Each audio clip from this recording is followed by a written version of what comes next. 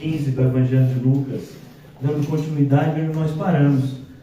Havíamos iniciado essa exposição no capítulo 15, mais especificamente nessa passagem que fala da parábola do filho pródigo. Já explicamos que o melhor nome para ela seria a parábola dos dois filhos perdidos, porque nós temos uma sequência lógica: a ovelha perdida, a dracma perdida, e então aqui em Lucas 15, 11, até o final do capítulo 15 de Lucas, temos a parábola dos dois filhos perdidos, porque os dois estão igualmente perdidos, um fora, um que vai embora e volta arrependido, e um que permanece longe do pai, mesmo dentro da casa. E é possível isso. Infelizmente temos vivenciado dias assim. Como nós falamos na oração, o amor de muitos tem se esfriado.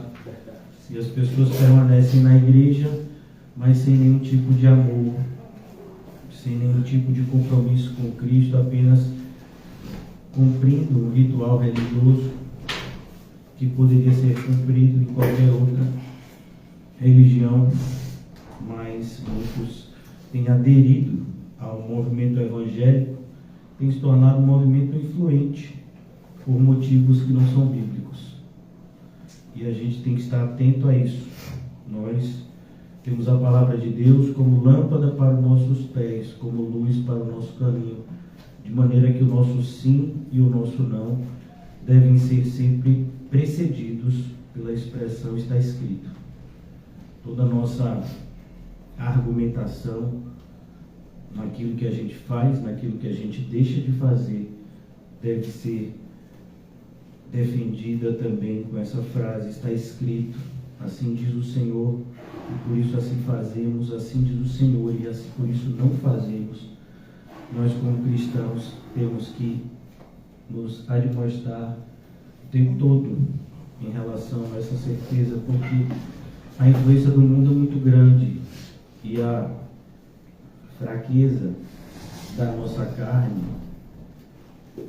é muito grande, propensão de nos deixarmos influenciar por princípios que aparentemente são corretos, mas que trazem consigo pequenas heresias. Elas causam grande destruição. Amém? Amém. Todos encontraram Lucas 15, 11? Amém. Eu vou fazer a leitura mais uma vez a partir do início. Versículo 11. Ontem nós paramos no versículo 20, na recepção que o pai tem com o retorno do filho que se perdeu. Mas eu gostaria de fazer mais uma vez a leitura, não somente porque nos ajudará na compreensão do texto, mas também em homenagem aos irmãos que não estiveram em outros encontros e que estão aqui hoje, para que possam ter no aproveitamento. Continuou, versículo 11 do capítulo 15 de Lucas. Certo homem tinha 2 filhos, o mais moço deles disse: Pai, dá-me a parte dos bens que me cabem. E ele repartiu os haveres. Passados não muitos dias, o filho mais moço, ajuntando tudo que era seu, partiu para uma terra distante, lá dissipou todos os seus bens, vivendo dissolutamente. Depois de ter consumido tudo, sobreveio àquele país uma grande fome e ele começou a passar necessidade. Então ele foi e se agregou a um dos cidadãos daquela terra, e este o mandou para os seus campos a guardar porcos. Ali desejava ele fartar-se das alfarrobas que os porcos comiam, mas ninguém lhe dava nada. Então, caindo em si, disse: Quanto aos trabalhadores de meu pai têm pão com fartura, eu aqui morro de fome. Levantar-me-ei, irei ter com meu pai, e direi: Pai, pequei contra o céu e diante de ti. Já não sou digno de ser chamado teu filho, trata-me como um dos teus trabalhadores. Percebe, irmãos, até aqui há toda uma narrativa que mostra como nós todos que estamos aqui nos relacionamos com Deus. No primeiro momento é comum que nós cheguemos a essa conclusão que ser cristão é algo que nos impossibilitará sermos felizes, ou nos impossibilitará atingir determinados objetivos, porque, como nós sabemos, o cristão não pode mentir, o cristão não vai passar ninguém para trás, o cristão não vai reagir com violência, o cristão não vai se vingar, o cristão ele vai dar outra face, o cristão ele sabe que o seu socorro vem do Senhor, e por conta de uma série de princípios que estão claramente explícitos na Bíblia, muitos chegam a essa conclusão equivocada que como cristãos jamais conseguiremos ser felizes. E muitas vezes Deus permite isso. Eu e você nos joguemos literalmente no chiqueiro do mundo, e Ele permite que a gente se suje bastante para que a gente veja a vileza e a maldade do mundo. E um outro aspecto que a gente percebe aqui é que para muitas pessoas parece crueldade ser cristão verdadeiro, porque um cristão verdadeiro ele vai dizer coisas como: se você não é cristão, você vai para o inferno. Se alguém que você conhece e amou bastante morreu sem Cristo, ele está agora no inferno. Isso pode parecer crueldade, mas isso é verdade. E enquanto que se você vai para o mundo vai te dizer: não, se fulano é uma pessoa boa, com certeza ele está num bom lugar agora. Quantos enterros você já foi? E você sabe que aquela pessoa que foi enterrada era uma pessoa ímpia, era uma pessoa maldosa, era uma pessoa que nunca teve nenhum relacionamento com Cristo, mas expressões como essa se repetem. Fulano era uma pessoa boa, deve estar em um bom lugar agora. Não, ela não está. E por que nós, enquanto cristãos, falamos verdades como essas, que doem, mas que são verdades, e que nunca deixarão de ser verdade? Muitas pessoas acham que o mundo é mais amigável, que o mundo é mais amoroso, porque as pessoas do mundo não me julgam. As pessoas do mundo me deixam ser quem eu sou. Isso não é amor. Isso é o contrário dele. Qualquer pessoa que tem filho sabe como dá trabalho criar um filho da maneira correta. Por isso que muitos pais deixam os seus filhos à vontade, porque eles não querem ter o trabalho de falar muitas vezes a mesma coisa.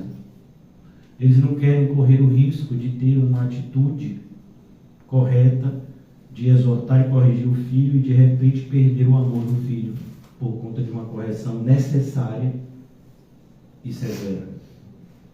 Então a gente tem visto isso todos os dias. Por que as pessoas vão para o mundo?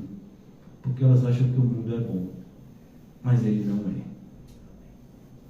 Então, apenas algumas pessoas terão a experiência desse filho mais novo. Não serão todas que vão enxergar a tempo. Como a gente vai ver no capítulo 16 de Lucas, outras parábolas vão ser contadas, e uma delas a gente fala muito aqui, o irmão José e eu, nós falamos muito a respeito dessa passagem, porque é uma das poucas passagens que nos deixa de maneira muito clara o que acontece logo após a morte. E nós vemos que muitos estão indo em direção a uma condenação eterna, estão sendo avisados em relação a isso, mas eles preferem acreditar na mentira de que, no fundo, no final, tudo vai dar certo. Não, não vai.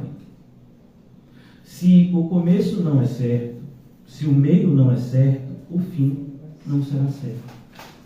Por isso que a Bíblia diz: você tem que entrar pela porta estreita, você vai andar pelo caminho apertado, e aí você vai chegar na vida eterna. Mas se você entrar pela porta larga, se você andar pelo caminho espaçoso, você vai entrar na porta da perdição.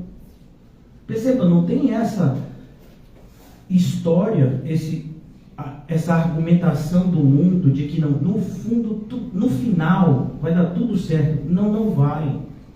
Para que dê tudo certo no final, é necessário que haja um plantio hoje. Quem planta na carne, da carne colherá destruição. Quem planta no Espírito, do Espírito colherá a vida eterna.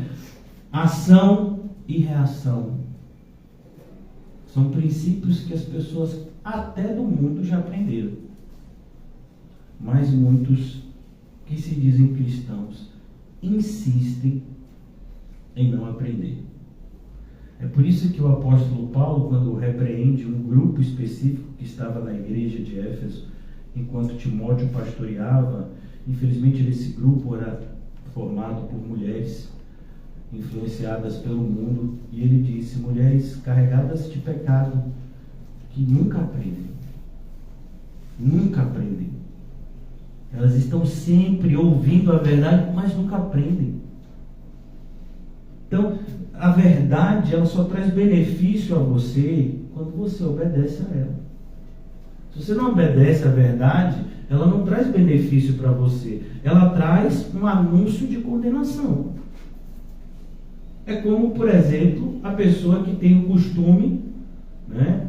Isso vem muito do catolicismo, mas se você de repente é um evangélico e você tem o costume de orar, e no começo da oração você recita o Pai Nosso, isso tem nenhum problema, irmãos, desde que você não faça isso de maneira religiosa. Mas é uma oração modelo e não tem problema nenhum recitar, como outras passagens da Bíblia. E lá na oração do Pai Nosso, ele diz: perdoa os meus pecados, assim como eu perdoo aqueles que me ofenderam. De maneira que você está falando exatamente o seguinte: se eu não perdoei, se tenho mágoa no coração em relação a alguém, eu sei, Pai, que o Senhor também não me perdoou e que eu vou para o inferno. Muitas pessoas estão rezando, entre aspas, a sua própria condenação. E nem se apercebem disso. Então, o que está acontecendo com o filho mais moço aqui é uma experiência dolorosa, mas é uma experiência benéfica. Nós estamos vendo aqui o amor segundo Deus, que opera arrependimento para a salvação. A gente sofre e no sofrimento a gente busca o Senhor. Ele ouve e Ele nos ajuda. Mas infelizmente é um grupo pequeno de pessoas que vai agir dessa forma. A maioria das pessoas no sofrimento busca justiça própria. A maioria das pessoas no sofrimento busca se vingar. A maioria das pessoas no sofrimento se torna mais perverso do que aquele que a fez sofrer. E a gente tem que tomar cuidado, porque é isso que o diabo quer. Quando ele coloca determinadas pessoas para se levantarem sem motivo contra a gente. E aí qual é a nossa primeira reação? Buscar justiça dos homens.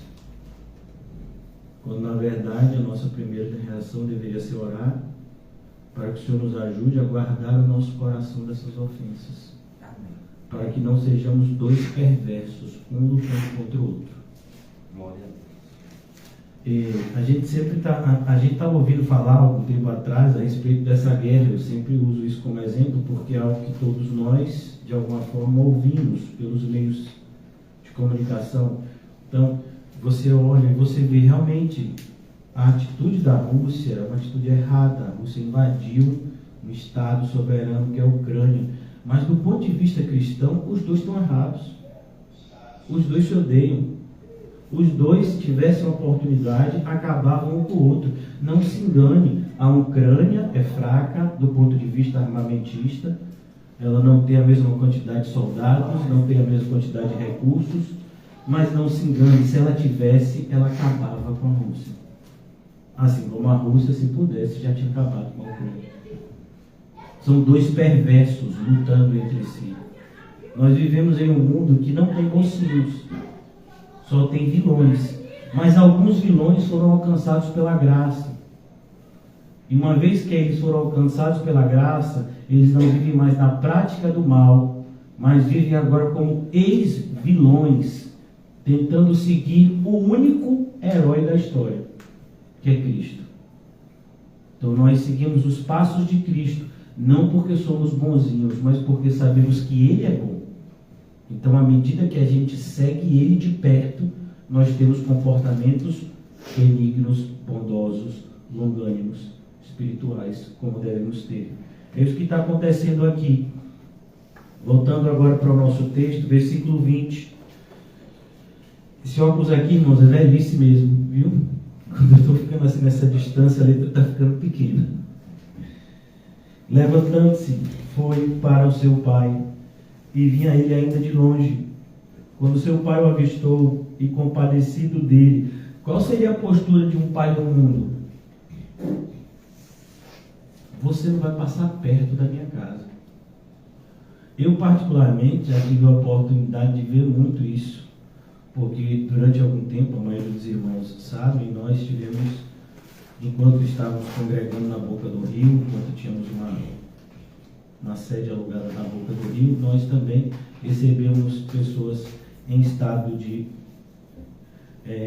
rua. E algumas dessas pessoas, elas tinham famílias estruturadas, famílias que tinham dinheiro, que tinham casa, mas por conta do histórico dessas pessoas de dependência química, essas pessoas já tinham roubado dentro de casa, já tinham feito coisas assim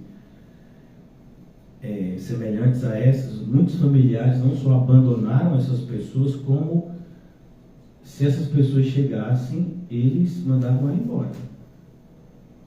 Eu vi mães e pais se mudarem para endereços e não dizer ao filho, e dizer para ninguém, avisar para o filho que estava morando naquele lugar, para que o filho não aparecesse lá. Então a gente percebe, o amor do mundo é assim, é um amor desse jeito. Por isso que quando a gente lê esse texto, a gente vê que tem algo diferente. Quando ele avistou, o pai viu primeiro o filho. E normalmente, quem tem uma visão melhor, o idoso ou o jovem? O jovem. Mas a ideia aqui do texto é muito interessante, que muito mais importante que a visão física, é a visão espiritual. O pai nunca deixou de orar e de esperar pelo retorno do filho. Glória a Deus. Isso é uma lição, irmãos, que todos nós temos que seguir, no sentido de fazer tudo para com todos, para, se possível, salvar alguns. Significa não desistir de ninguém nunca. Mesmo que a pessoa tenha feito 300, 400, 500, 600, 700 vezes, a gente, aparentemente de bobo, por que eu digo aparentemente de bobo? Porque bobo não é aquele que age sem malícia. Bobo é o malicioso. Amém. Porque o malicioso, ele acha que está ganhando e na verdade está perdendo. Aquele que faz as coisas visando o bem, ele é visto muitas vezes como bobo, mas ele não é bobo. Ele está fazendo a melhor coisa que ele poderia fazer, que é o bem, independente de quem. Então aqui o pai avistou e compadecido. Olha o sentimento. Esse sentimento que Jesus cobrou dos fariseus e que os reprovou por não terem esse sentimento. Olha que coisa interessante. Abram comigo, se vocês puderem, no sermão que Jesus repreende a liderança religiosa. Mateus capítulo 23. Mateus 23, vamos voltar só um pouquinho, para a gente entender um pouco a importância, o significado da compaixão, que é um sentimento que eu e você nunca podemos deixar de ter, independente dos ataques que a gente receba, independente das pessoas nos tentarem passar para trás. Um cristão verdadeiro que faz as coisas para a glória de Deus, que faz as coisas por Cristo, em Cristo, ele nunca é passado para trás, porque ele está fazendo como servo de Cristo. Todos encontraram Mateus 23? Versículo 23. Ai de vós, escribas e fariseus hipócritas. Quem são os escribas e fariseus? Eles representavam a liderança religiosa da época de Jesus. Ai de vós, escribas e fariseus hipócritas, porque dais o dízimo da hortelã, do endro e do cominho. Isso é importante? Jesus vai dizer aqui, você ser dizimista é importante, você se batizar é importante, você congregar é importante, mas isso não é tudo. A gente já explicou no meio de uma figura, não se faz o bolo só com farinha de trigo, não se faz o bolo só com ovo, não se faz o bolo só com açúcar. Não se faz o bolo como um único elemento, mas o bolo é o quê? É a junção de vários elementos que é levado ao forno e então se torna o que a gente conhece de bolo. A mesma coisa, o cristão é assim também. Vários elementos, depois ele é colocado na fornalha de Cristo e aí sai o vaso, e aí sai o pão, e aí sai o crente. Ai de vós, escribas e fariseus hipócritas, porque dais o dízimo da hortelã, do endro, do cominho, e tendes negligenciado os preceitos mais importantes da lei. Os preceitos mais importantes da lei. Entenda, todas as vezes que a gente lê lei, essa expressão lei no Novo Testamento, não está se referindo simplesmente ao Pentateuco. Essa era uma forma do judeu se referir ao Antigo Testamento. Então, quando se fala lei dos profetas, ou lei, significa o Antigo Testamento. A maneira como Deus se comunicou com o seu povo antes da vinda de Cristo. E ele diz, vocês têm negligenciado os preceitos mais importantes da lei. Quais são? Justiça, misericórdia e fé. Entenda, misericórdia e compaixão, em muitos momentos, são sinônimos. Inclusive nesse momento que a gente está estudando, quando você lê que o pai estava cheio de compaixão, lá em Lucas 15, o pai estava com o coração cheio de misericórdia. A misericórdia fala de um perdão imerecido. O filho merecia o perdão? Não, mas o pai perdoou mesmo assim. Aí talvez você diga, não, ele mereceu o perdão porque ele estava arrependido, mas o pai não sabia disso ainda. E mesmo assim o abraçou e o beijou. Quando o pai o abraçou e o beijou, o filho tinha falado uma única palavra. Então perceba que a misericórdia, eu perdoo uma pessoa, eu trato bem uma pessoa, mesmo que essa pessoa que me fez o mal nunca me peça desculpa. Ah, pastor, como é que eu vou perdoar uma pessoa que nunca me pediu perdão? E desde quando você precisa que a pessoa te peça perdão para perdoar ela? Quem tem que manter o coração limpo é você. Não precisa que a pessoa lhe peça perdão. Se a pessoa lhe pedir perdão, vai ser bom para ela. Mas se ela não te pedir, você perdoa do mesmo jeito que ela tivesse pedido. Essa é uma atitude cristã. Ai de vós, escribas e fariseus hipócritas, porque vocês, versículo 24 agora, 25, perdão, vocês limpam o exterior do copo e do prato, mas estes por dentro estão cheios de rapina e intemperança. A intemperança é justamente o contrário da compaixão. O contrário da misericórdia. Então, é um sentimento que a gente vai ver, voltando agora para Lucas 15, no filho mais velho.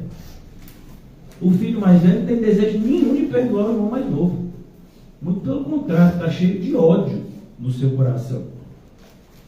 Existem muitos que se dizem cristãos que estão dessa mesma forma. Estava falando com o irmão antes da gente iniciar o culto público, eu falava sobre isso. Determinados pastores, não cheguei a falar sobre isso, mas falei sobre um pastor que a gente sabe que abertamente defende não somente o porte de arma, mas o uso de arma de fogo. Agora, como um cristão pode fazer isso? E ele fala abertamente nas suas palestras que se alguém entrar na casa dele e representar perigo para a família dele, ele não atira para assustar, não, ele atira para matar. E ele diz que ele é cristão. É claro que esse senhor não é cristão. Ele tem doutorado em teologia, ele é muito respeitado no meio religioso, mas ele não é cristão. E ele deixou isso bem claro, porque você sabe o que preenche um coração de uma pessoa, porque isso é vomitado pela boca. Esse homem, ele não conseguiu esconder o que ele tinha no coração, por isso ele falou. Talvez ele tivesse escondido isso durante muito tempo, mas agora ele não conseguiu mais. Eu mato mesmo. E, inclusive, acho que isso é bíblico. Não, não é. Porque o parâmetro para nós não é o Antigo Testamento, embora o Antigo Testamento jamais contradiga o Novo. Então, a explicação que esse homem dá é totalmente equivocada, até do ponto de vista teológico. Aí você vai dizer, mas quem é você? Nunca fez teologia, vai falar de um doutorado em teologia. Eu não preciso fazer doutorado em teologia. Eu só preciso ler a Bíblia e olhar para Cristo. O som não está muito bom, não? Tá bom. Melhorou? Então a gente prestar atenção, o que Cristo faria?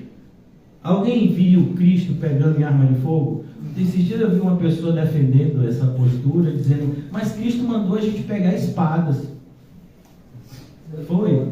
Cristo mandou, não foi? E quando Pedro usou a espada, Cristo disse, é isso mesmo, Pedro. Que pena que você só aceitou a orelha, Pedro. Você devia mirar melhor, Pedro. Não. Ele botou a orelha da pessoa no lugar e disse, Pedro, guarda. Porque aquele que com a espada fere, então aquele que com uma arma de fogo tira a vida de outro, o que você acha que Jesus disse? Com essa mesma arma de fogo, você vai ter sua vida tirada. Quem sabe até de pessoas que você ama. Como foi o caso de Davi, que mandou matar Urias e pagou 4 filhos por essa atitude insana. Por isso a gente tem que tomar cuidado com as coisas que a gente ouve no universo evangélico, irmãos. Porque é tão fácil você ouvir pregações que te motivem nos dias de hoje. O YouTube está cheio delas, o Facebook está cheio delas. Mas a questão é, ela te motiva a fazer o quê? Porque motivar você a alcançar um objetivo que não é cristão, para que você precisa de uma motivação dessa? Nós precisamos de motivação para renunciar a tudo, tomar nossa cruz e seguir a Jesus. Esse tipo de motivação a gente não encontra facilmente. Porque nem os pregadores querem fazer e eles não serão pagos, bem pagos, se eles tentarem ensinar essas coisas. Porque as pessoas só levantam mestres que ajam e que falem de acordo com as suas concupiscências. Os falsos mestres são bem aceitos porque eles falam aquilo que o mundo quer ouvir. Eu só estou falando isso porque é exatamente o contrário do que a gente está lendo aqui como referencial cristão. É exatamente o contrário que a gente vê na prática da igreja evangélica atual. Você não vê esse tipo de prática. Muito pelo contrário, você vê escândalos como saiu no Brasil inteiro. Algo que a gente já tinha falado aqui. Um falso pastor que se identifica como pastor, como sargento, e bate nas pessoas e usa de violência e priva as pessoas de alimento e faz coisas até piores. E o nome da fundação dele é Doutor Jesus. E desde quando Jesus se autodenominou doutor? Jesus nunca disse que ele era doutor. Ele é rei, ele é sacerdote, ele é profeta. Doutor não. Os doutores da lei, esses estavam todos reprovados. Ele não é doutor e nunca fez questão de ser. Então, por coisas tão simples como essa, dá para você identificar o erro. Mas esse senhor, ele consegue alcançar cargos políticos, ele consegue ganhar bastante dinheiro, ele consegue multiplicar o tamanho da sua fundação em muitos. E hoje é uma pessoa extremamente influente no nosso estado, não se engane. Então a gente percebe, será que ele teria uma atitude como essa? Não. Ele já disse, lá no local dele tem um pedaço de madeira que ele bate nas pessoas que têm um comportamento parecido com o filho pródigo. O filho pródigo seria recebido por esse senhor como um porrete. Era assim que ele seria recebido. E isso é público. Eu não estou falando nada que não seja falado publicamente por esse senhor. Do ponto de vista até legal, isso é crime. Mas a gente mora num país onde a impunidade é a regra. A justiça é a exceção. Isso não faz parte somente do nosso país, isso faz parte do mundo. Os poderosos dão as cartas. Então aqui, esse pai compadecido, correndo, o abraçou e o beijou. E aqui também eu já disse para os irmãos ontem que essa foi uma atitude de proteção.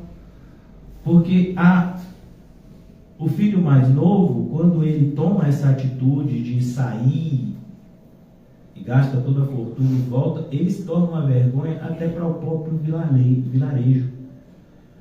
Então, pessoas como a que a gente acabou de falar, poderiam ver esse filho chegando e querer fazer justiça com as suas mãos, linchar ele publicamente. Agora você está voltando? Agora que você perdeu tudo?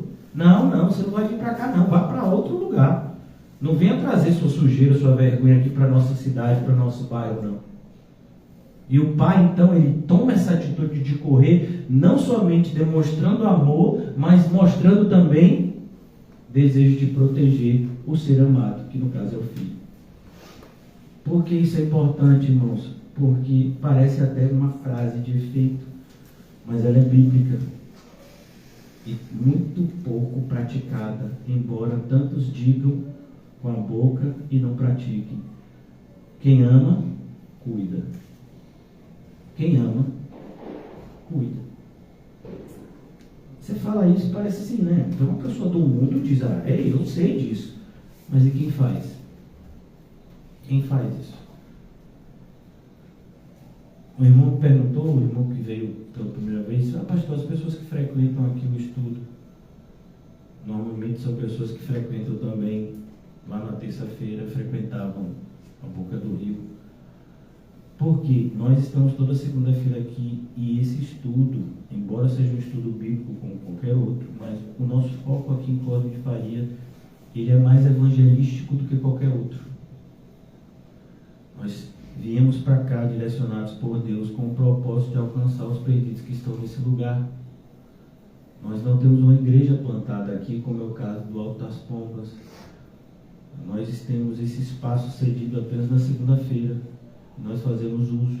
Colocamos até um aviso para mostrar para as pessoas que segunda-feira nós temos um estudo bíblico aqui e o propósito é alcançar os perdidos nesse local. Faremos isso em outros bairros, já fizemos isso em outros, se Deus assim o permitir.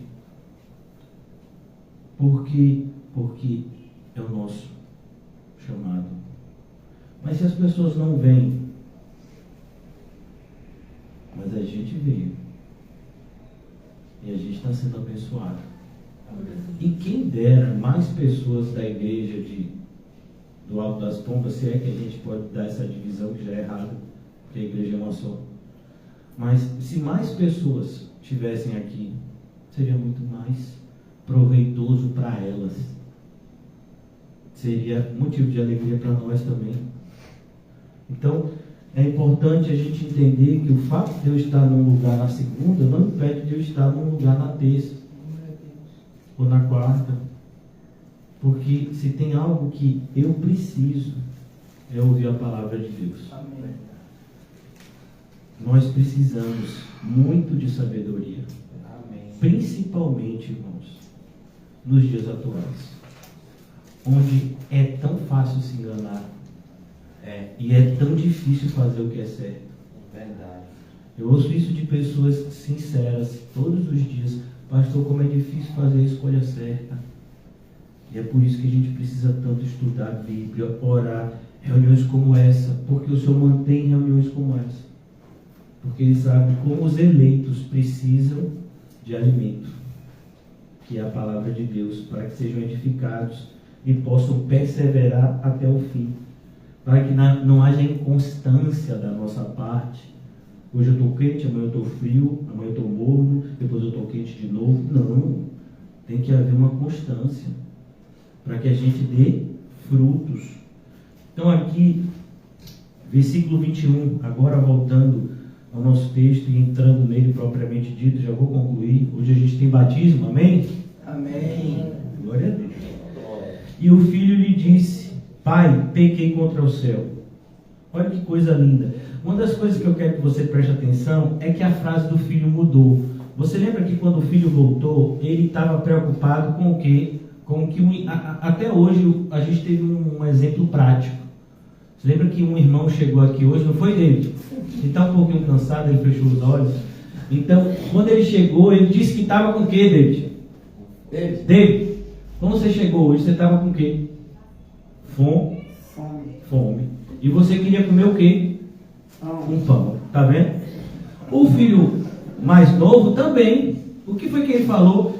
Eu aqui morro de fome, enquanto os trabalhadores de meu pai têm pão com fartura. Eu voltarei para casa de meu pai, eu vou tentar ser um trabalhador, um servo comum dele, porque eu sei que lá vai ter pão.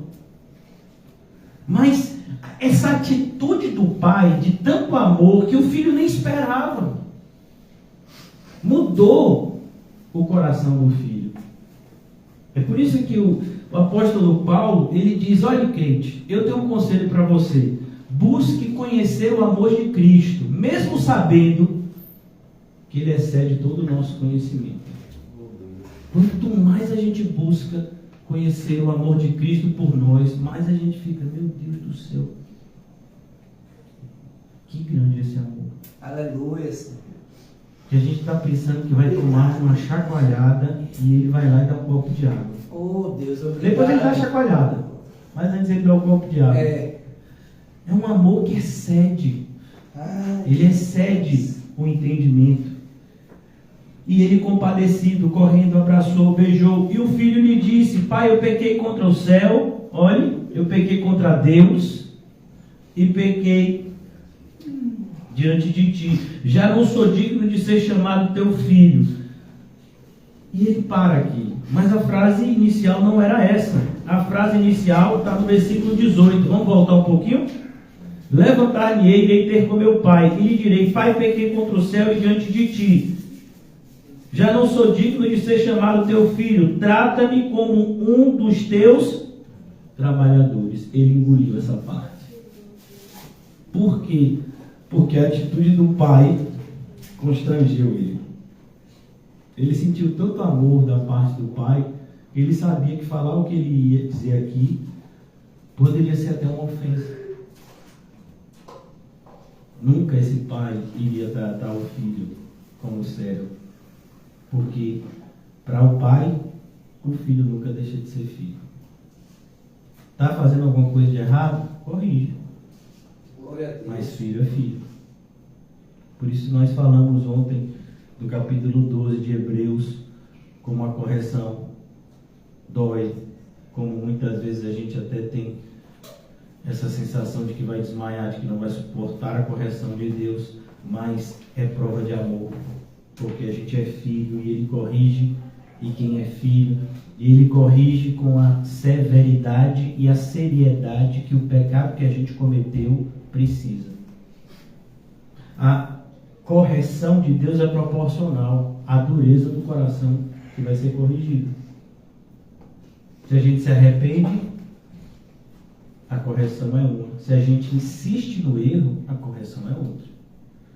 Então aqui o filho lhe disse: eu peguei contra o céu diante de ti, já não sou digno de ser chamado teu filho. Hoje na igreja a palavra de ordem no movimento evangélico, eu nem gosto de chamar muito de igreja, é dignidade. Todo mundo se acha digno. Me lembro alguns anos atrás, eu estava falando justamente sobre isso, como somos indignos. E eu falando que, Senhor, o Senhor sabe que eu não sou digno de pregar a tua palavra. Aí veio um desses religiosos que estava até no CAC. Pastor, não diga isso. É claro que o Senhor é digno. Digno de quê? Eu sou digno de compaixão da parte de Cristo. Mas eu não tenho do que me gloriar. Porque até naquilo que eu faço de bom, tem maldade. Se não fosse a graça, eu estava completamente perdido. É importante que você, que é cristão, entenda, por mais que haja a divina semente em você e em mim, que somos cristãos, o velho homem, ele vai continuar lá. Ele vai tentar nos atacar e ele vai continuar a tentar nos afastar de Cristo com atitudes que suscitam a ira de Cristo. Por isso, o pai, agora, olha a atitude do pai. O pai, porém, disse aos seus servos, mas ele queria ser um servo. Não, mas o pai já tinha os servos. Ele era o quê? O filho. E no final a gente vai aprender. O filho que estava perdido e foi achado. O filho que estava morto. Para muitas Aí morreu, ele deve ter morrido, ele deve ter contraído dívidas, o agiota foi lá e matou ele. Ele se envolveu com o tráfico, morreu. Não, ele está vivo. E eu tenho que celebrar, meu filho está vivo. Aleluia. É como quando uma criança nasce, quem se tornou moda, chá de bebê, não é isso? Chá de fralda. Hoje tem até um chá de descobrimento de sexo, para saber se é menino ou mulher. É tanto chá. Eu digo, rapaz, vai gostar de chá assim na Inglaterra. E na Inglaterra sempre tem chá, né? Mas a gente sabe que esse título chá é só desculpa. E na verdade o que tem é bolo, coxinha, pastel da avó de Mateus. Chega, deu vontade os irmãos. David até acordou. Tá vendo? Mas não vai ter pastel hoje não. Hoje não tem não. Então aqui, pai. O pai, olha a atitude do pai. Perceba, olha como a parábola, ela está dividida. Você vê a atitude do filho, uma atitude impensada, uma atitude que traz consequências dolorosas. A atitude do pai, o pai que corrigiu o filho, como? Dando o que ele pediu. Por isso é tão perigoso. Eu estava conversando com o irmão antes da gente iniciar o culto. Ele me perguntou, pastor, e Deus ouve a oração? Ouve, o problema é esse, porque se a gente estiver pedindo encontrado a sua palavra, a oração é abominável. Abominável.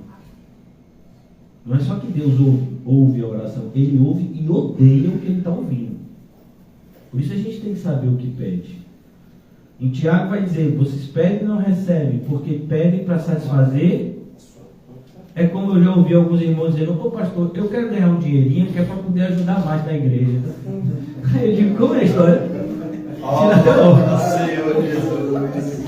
Eu tenho tanta vontade de ajudar na obra. Vou até ir para frente aqui. Mas é porque hoje eu tenho tão pouco. Aí eu tenho vontade de ganhar mais para poder ajudar na obra. Meu filho, a pessoa que mais foi elogiada foi a que deu 2 moedinhas. Então se você quer ajudar e você tem pouco, meu filho, na Bíblia você tem um monte de exemplo de gente que com pouco alegrou a Deus. A viúva de lá da época do profeta Elias, ela só tinha um bocado, um pouquinho de azeite e de farinha. Fez o bolo, deu um pedaço para o profeta, depois comeu ela e o filho, e acabou o azeite? Acabou a farinha? Não. 3 anos. Acabava o de todo mundo, mas lá naquela casa tinha pão. Obrigado, Senhor. Então a ideia é, se você quer ser fiel, você vai ser fiel no pouco.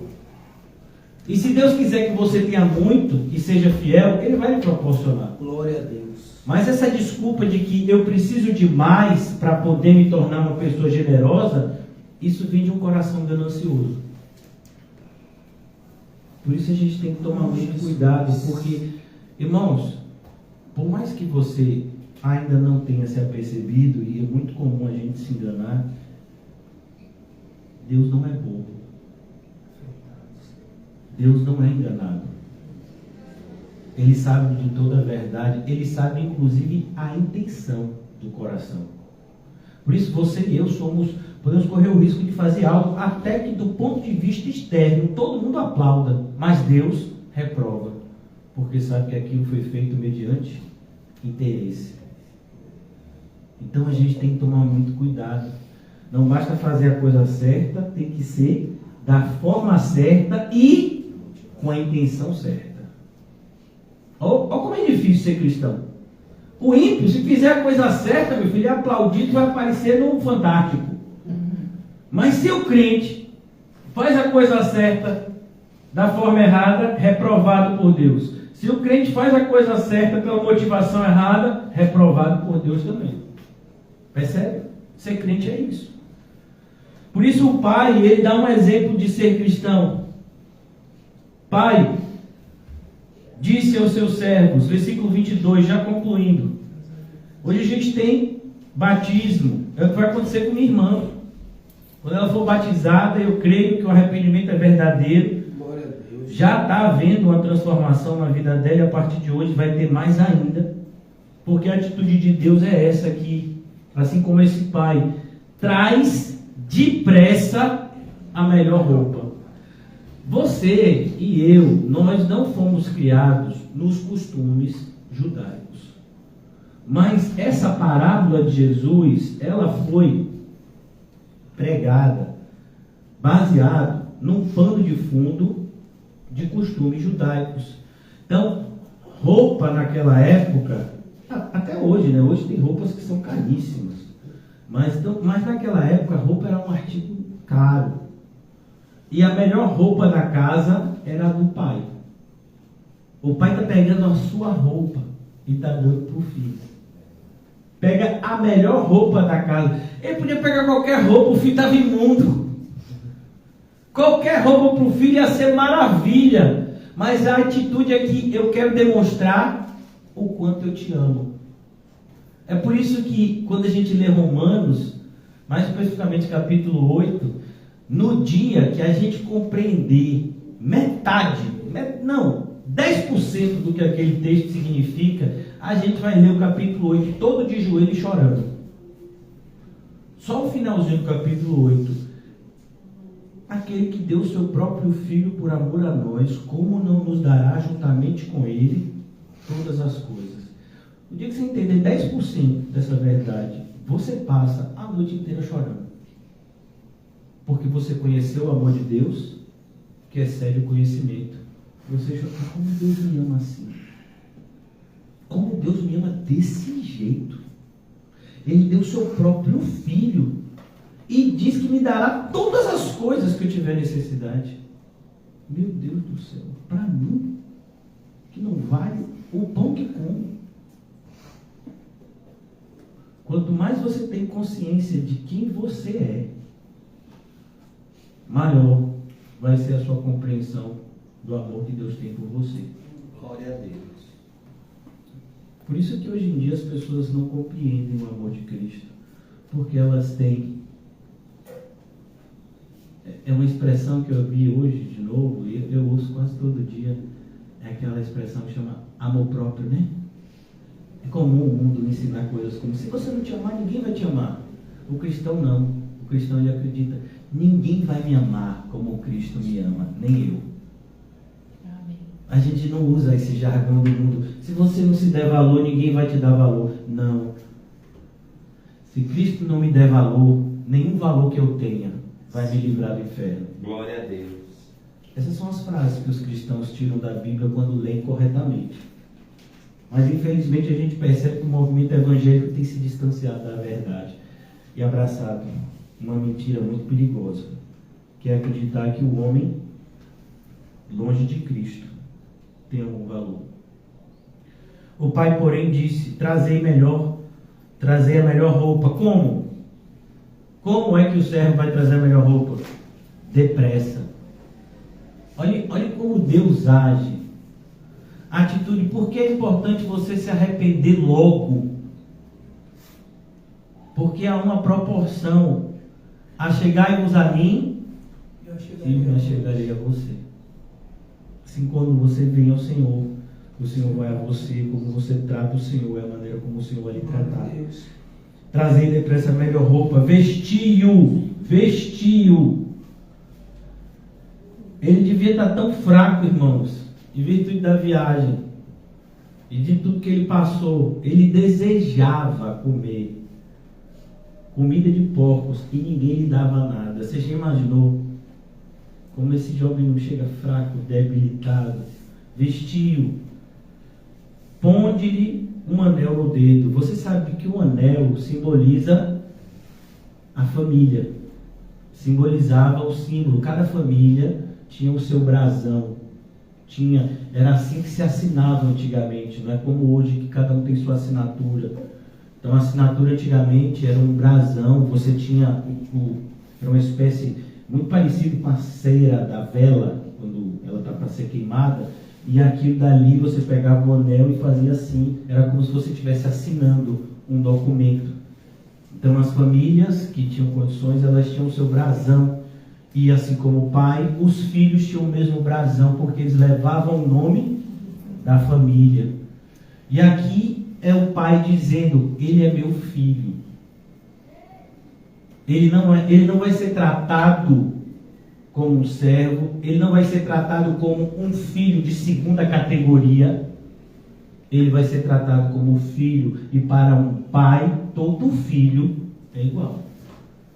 Eu tenho 3 filhos, e é comum. Meu filho mais velho nunca me fez essa pergunta, mas as 2 mais novas sempre fazem. Meu pai, quem que você gosta mais?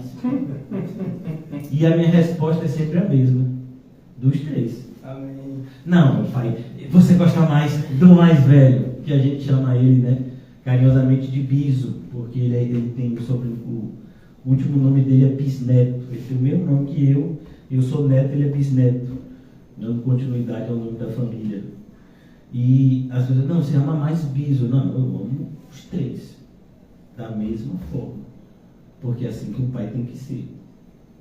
Se o pai tem alguma preferência, ele não está sendo um bom pai. A gente já viu isso dando errado 2 vezes na Bíblia. No caso de Isaac, que gostou mais de Esaú do que de Jacó, e deu ruim. No caso de Jacó, que gostou mais de José e deu ruim. Fez com que os irmãos ficassem com inveja de José. Então, é muito perigoso isso. Não é só perigoso, é errado. Nós devemos amar os nossos filhos de maneira igual, pois é assim que Deus faz. Deus não faz diferença de filhos. Deus faz diferença de comportamento. Ele não vai olhar para um filho que está fazendo tudo errado e dizer assim, tome aqui um presente. E ele não vai dizer para um filho que está fazendo tudo certo e dizer, tome aqui, vou lhe dar uma bofetada. Não. O Senhor, ele vai agir de acordo com a sabedoria do momento. Amém. Porque ele é sábio. Ele é o Pai perfeito. Trazei-me depressa a melhor roupa, ponde no anel o dedo. Aqui, mais uma vez, a filiação é refeita. Qualquer pessoa que dissesse, ele não é filho, olha ali o dedo dele. Tem um anel. É o anel da família. Ele é filho. E por último, ele diz, sandálias nos pés. O que diferenciava os servos do dono da casa eram as sandálias. Naquela época, os servos andavam descalços. E os donos da casa andavam calçados. Era uma diferença que se fazia entre outros, mas essa era uma diferença muito visível. E ele diz, põe sandália nos seus pés. Mais uma vez, demonstração de filho. Tudo aqui é para evidenciar o amor perdoador do pai para com o filho que cometeu uma atitude reprovável, que cometeu uma atitude digna de condenação, mas que o pai escolheu perdoar. O pai escolheu perdoar.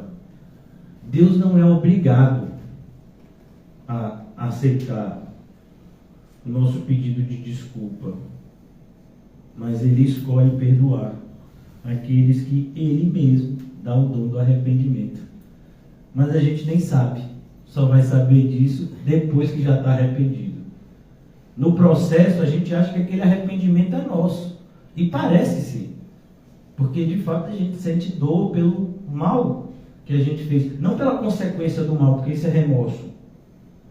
É quando você é como aquele ladrão que se sentiu mal porque ele foi pego no roubo e está preso.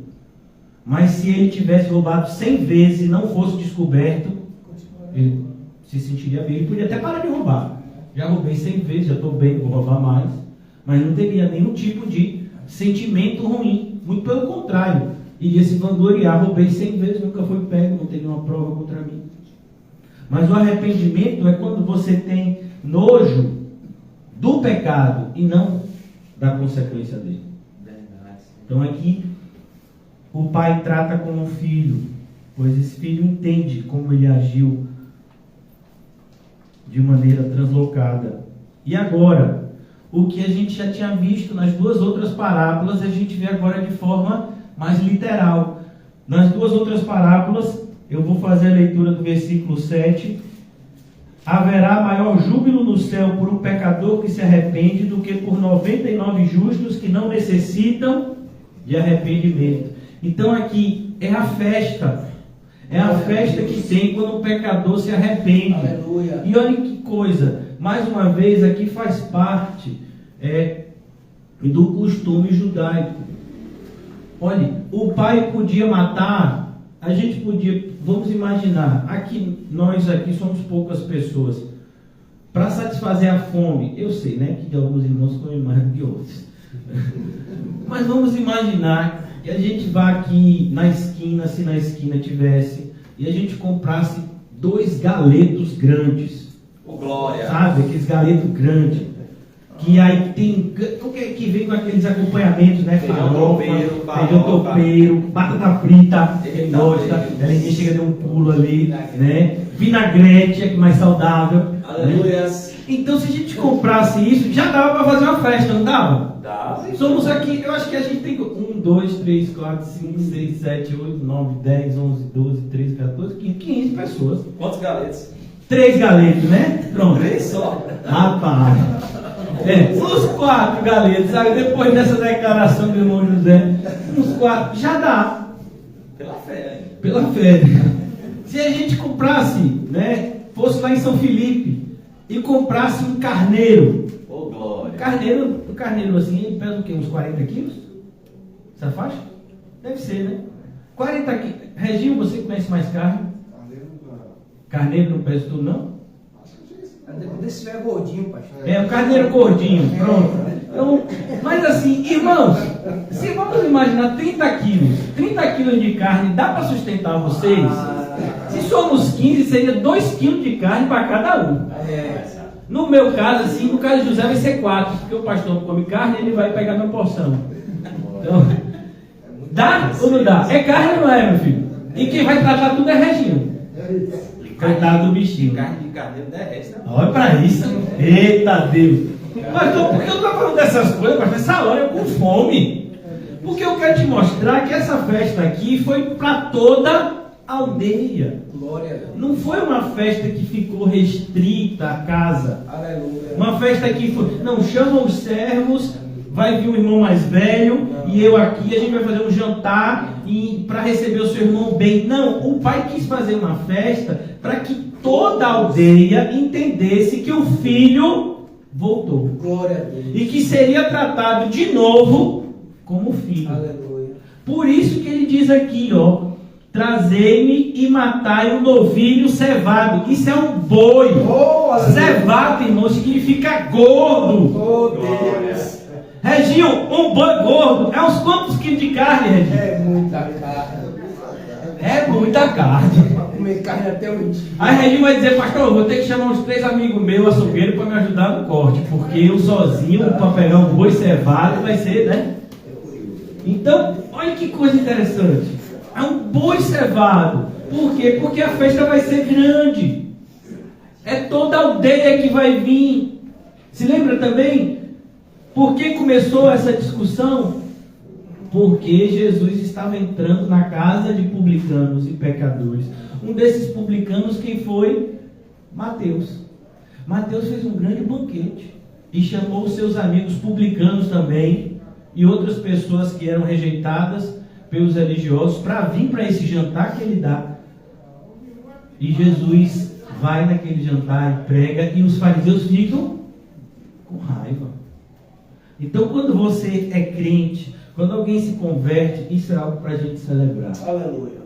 Quando você vê frutos dignos de arrependimento, pessoas que verdadeiramente se doam à obra de Cristo, isso é coisa que a gente tem que celebrar. Às vezes tem gente que diz assim na igreja, fulano está fazendo isso só para aparecer.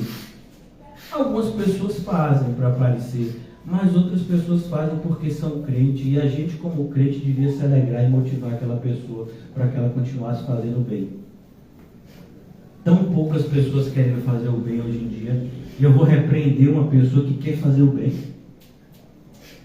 Não, pare de fazer o bem, porque senão outras pessoas vão achar que você está fazendo por interesse. Problema das outras pessoas. Quem está errado é quem está com o coração sujo. Quem está errado é quem está passivo na igreja, porque na igreja nós somos chamados a um cristianismo ativo. Nós somos chamados a fazer, a nos doar, a nos entregar, não somente a nossa própria vida, mas nossos bens também, para a obra de Cristo, para o crescimento, a propagação do Evangelho. Então, irmãos, cuidado, porque maldade contamina. E eu já vi isso acontecer. Pessoas que de repente tinham atitudes de se doar, de buscar fazer a obra, eles foram diminuindo, porque eles viam muitas vezes a reprovação dos outros. E vem cá, se você está fazendo algo que agrada a Deus, você acha que o mundo e que os falsos crentes vão te apoiar? Então você está lendo a Bíblia errada, de cabeça para baixo. Finalmente, trazei-me e matai o novilho cevado, comamos e regozijemo-nos, porque este meu filho estava morto. Todos nós aqui estávamos mortos em delitos e pecados. Todos nós. A única forma de termos vida é por meio do arrependimento e fé em Cristo Jesus. Quando nós nos arrependemos e temos fé em Cristo Jesus, isso é uma demonstração de que a gente está vivo. Não é assim, você se arrepende, tem fé e depois você vive. Não. Isso seria uma contradição. Porque como é que uma pessoa vai fazer alguma coisa antes de estar viva? Mas a ideia é que a gente não tem a concepção, como eu expliquei a vocês. É como aquela criança que não entende muitas coisas. Uma criança, por exemplo, vamos imaginar, a gente tem um irmão aqui que faz uso de um sistema de pagamento chamado cartão de crédito. Então, ele é os dois, um está atrás do outro, inclusive. Não sei quem tem um limite maior. Então você tem um cartão de crédito. Esse é o filho ou sua filha, tem 4, 5 anos. E aí vê que todo mês você leva para passear no mercado. E ela também quer ir porque ela tem as coisas dela que ela vai pedir, botar no carrinho. Gogute, chocolate, né? Pãozinho. Vai ter umas coisinhas que ela vai querer botar no carrinho. Aí todo mês vamos imaginar, você leva a sua filhinha ou seu filhinho de 4, 5 anos. E ele vê que quando você passa no caixa, você pega um pedaço de plástico, que ele tem um monte de plástico em casa, pedaço de plástico com os nomes escritos, ele nem sabe o que está escrito, porque não sabe ler ainda. E aí passa aquele pedaço e as compras passam. E você sai com um monte de sacola e só fez cortar o plástico. Aí a criança fica pensando, né? Aí de repente ela vê, meu pai, peraí que a bicicleta é assim mesmo. 3 mil reais. Aí você diz, mas minha filha, seu pai não tem dinheiro para isso, não. Meu pai tá vendo um iPhone. Arrepende. 5 mil reais. Sai dele agora. Um iPhone tá tão barato na promoção, era 6, tá 5. Aí você diz, mas meu filho, eu não tenho dinheiro. Mas tem o cartão. Está repreendido em nome de Jesus. Por quê? Porque a criança não sabe de algo que nós, quem tem cartão, sabe. Uma coisa chamada fatura. Oh Deus, que bate certinho. Oh Jesus, vamos mudar esse negócio, pastor. E a criança ainda não aprendeu algo chamado que ela vai aprender em matemática financeira, que é juros. Oh Jesus. Quando o cartão não é pago no dia, vem os juros. Me ajuda, Senhor. Então ela não sabe. Ela não sabe daquilo. Por isso ela não sabe que as coisas são caras. E que o esforço que muitas vezes o pai faz para comprar determinadas coisas. Ela não entende, porque ela acha que é o quê? Foi aquele pedacinho de plástico que ele mostrou e passou tudo. Ela não entende ainda. Não, muitas vezes é a gente que é cristão, a gente não entende o preço que Cristo pagou na cruz. A gente acha que foi o nosso arrependimento. Não. Eu de fato teve uma noite que eu enxerguei que eu era pecador miserável e eu me prostrei aos pés de Cristo, pedi que Ele me salvasse, Ele me salvou. Amém. Começa assim. Mas chega um momento que você entende que só teve aquela noite que você se sentiu um pecador miserável porque Cristo morreu na cruz pelos seus pecados. E porque Ele trocou o seu coração naquela noite. E aí você começou a se ver de uma maneira diferente. Mas você não entende isso no começo. Você pensa que é só o quê? O pedacinho de plástico. Não, eu me arrependi. Eu tive fé. Eu que fiz. Aí você começa a aprender. Eu só fiz porque Ele fez primeiro. Eu só fiz porque Ele me deu força. Glória a Deus. E tudo que eu tenho e sou, foi Ele que me deu. Essa é uma consciência daqueles que crescem na graça e no conhecimento. Que não são mais como crianças que acham que é um pedacinho de plástico. Um iPhone, você divide no cartão. E ainda fala divide, né? Nem sabe o que significa dividir. Mas divide em 10. É 10 de 500. 5 mil, né? Um iPhone. Nem sei se tem iPhone de 5 mil, né? Mas deve ter, né? Até mais, né? Tem de 13 já. Tá pra isso, esse daí é só pra José. É, 12 mil. É. José vai dividir. José precisa dividir. Bota uma vez no cartão. É assim mesmo. Não, É assim. pensa É. de Deus. Glória a José já faz as contas, meu Deus. 13 mil reais. Misericórdia. Que daria isso em peito de frango? Deus, é verdade. O que daria isso em feijão? Ele só que me dar o feijão tava barato, que ia aumentar, meu filho. Foi. Quantas sacas, Bolinho? Uma saca quase 20 O carrinho, meu filho, o fundo chega a tava pegando no chão. Comprou feijão para uns 6 meses. Eu acho que José teve uma revelação que vai ter seca, que o feijão vai faltar no mercado, porque o bichinho comprou 6 meses de feijão. E quase o carro não viu. Não foi? Olha, nem Paulinho que ama feijão. Chegou perto. Mas o filho estava perdido e foi achado. Percebe, irmãos, porque a gente tem que se dedicar mais à obra de Deus, porque tem pessoas que estão perdidas. A gente poderia falar de muitos e muitos testemunhos e casos na história da igreja,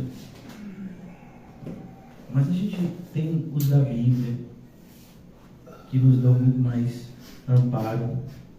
Quem diria que Saulo de Tarso se transformaria no apóstolo Paulo? Quem diria que aquele pescador grosseiro, Pedro, se tornaria o apóstolo Pedro? Quem diria que o publicano Mateus se tornaria o apóstolo Mateus? Quem diria?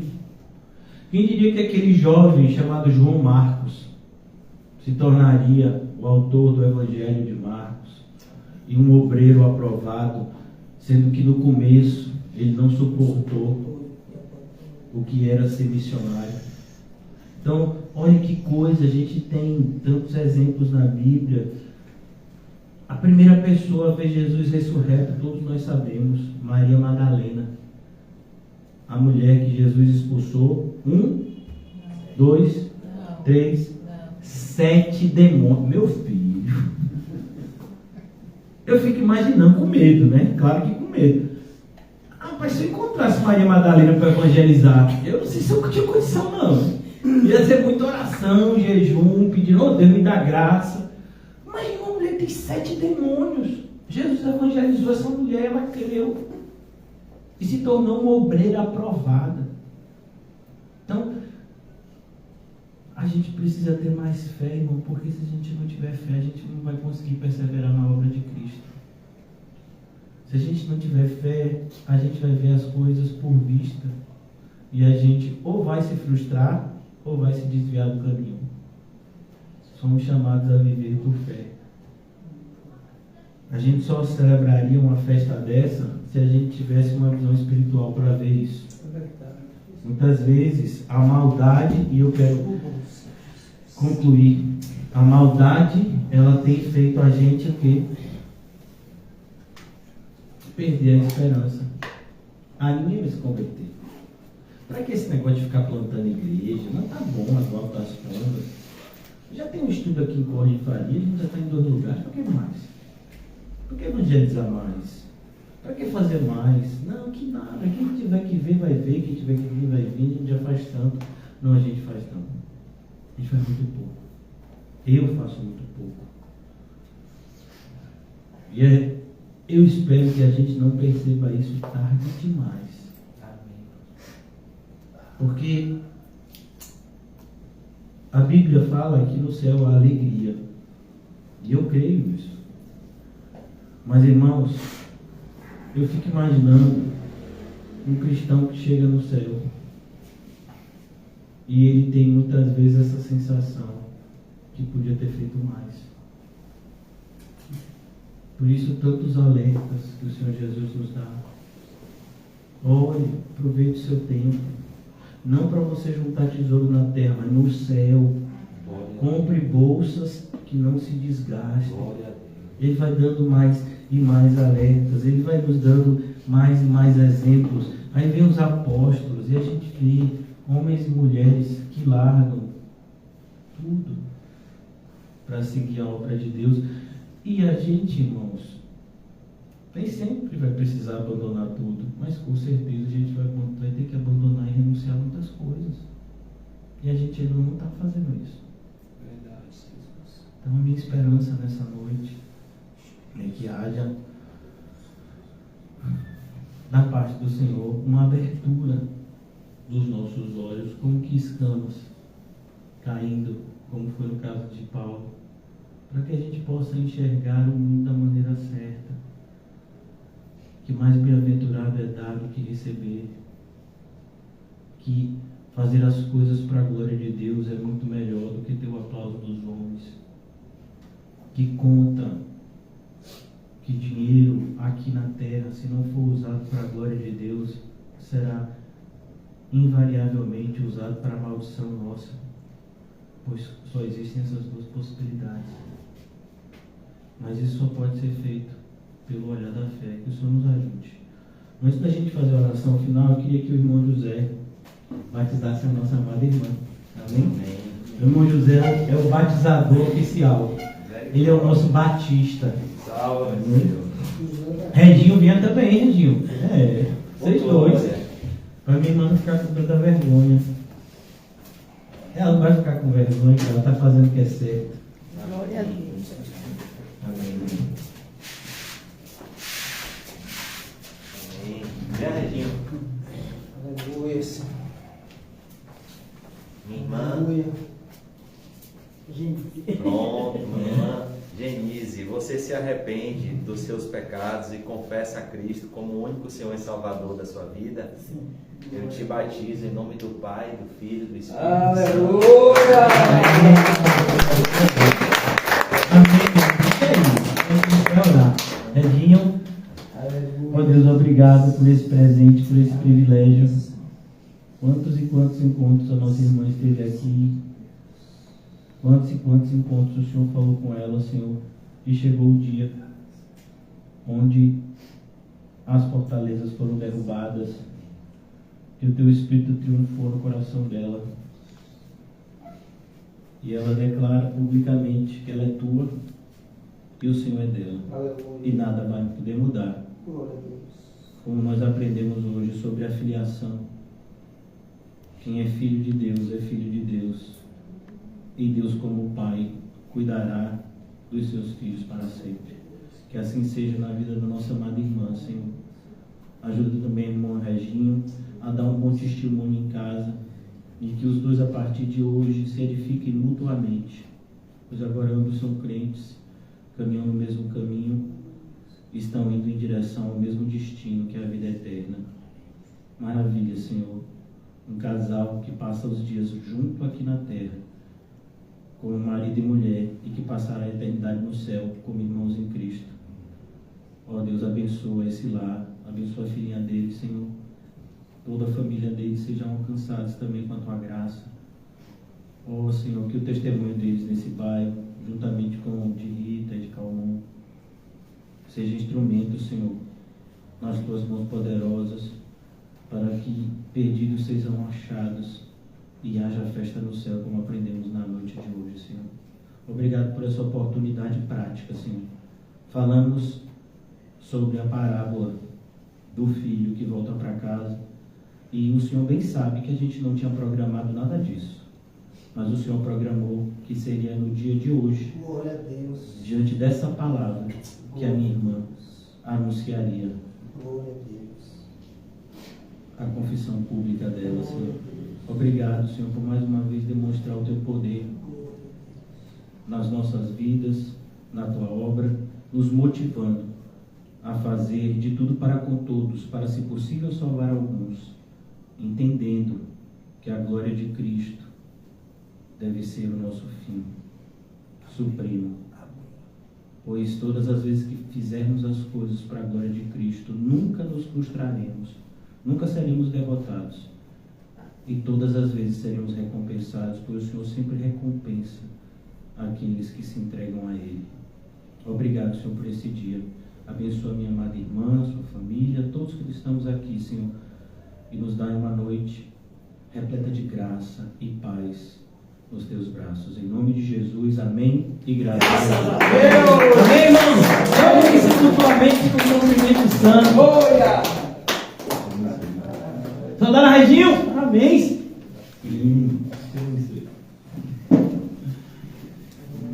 Comei e fartai-vos. O galeto está chegando. Daqui a alguns encontros. Oh Deus. Daqui a alguns encontros a gente vai providenciar um galeto. Ou um urubu.